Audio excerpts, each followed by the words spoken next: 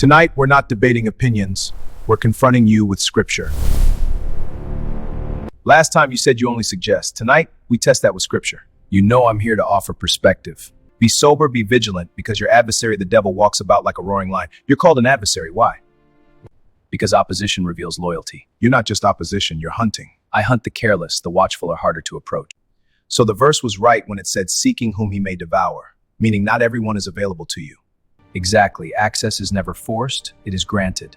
But another scripture says, resist the devil and he will flee from you. So if resistance makes you flee, why do people still fear you so much? Because most people quote scripture, but few practice submission to the God who wrote it. For the accuser of our brethren is cast down. You accuse day and night. I remind people of who they used to be until they forget who they are becoming. You are of your father the devil, for he is a liar and the father of it. Father of lies, that's your identity. Man shall not live by bread alone. Matthew, you quoted scripture in the wilderness. Yes. Even truth can be weaponized if removed from obedience. Submit to God, resist the devil, and he will flee from you. Do you flee? I cannot override resistance. Submission to God restricts my access. I have given you authority over all the power of the enemy. If authority was given to believers, why do so many still fall? Because authority unused is authority surrendered. Do you fear believers? I fear believers who read, not believers who quote captions. Has sin changed? No, only packaging has improved. What about conviction? I don't silence conscience. Humans train it to whisper. Does prayer disturb you? Empty prayer? No. Aligned obedience? Yes. What's your strongest weapon today? Identity confusion. If they don't know who they are, they'll accept any label. What about comparison? Still effective. Jealousy grows faster in silence. You transform as an angel of light.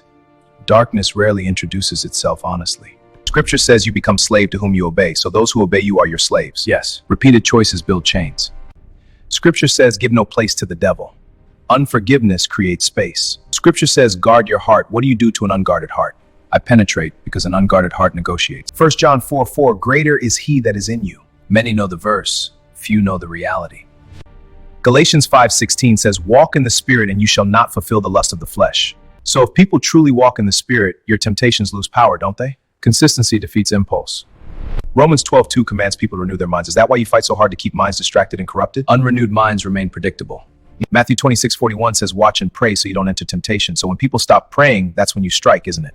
Fatigue lowers vigilance and ignorance creates bondage. Proverbs 18:21 says death and life are in the power of the tongue. Is that why you push people to speak curses over their own lives? Yes, words shape internal climates and find expression on the outside. Richie, you know I'm a busy man. Invite me again for another interview and I'll honor it. I've got to go. In our next interview with the devil, we will go deeper and reveal deep spiritual truth.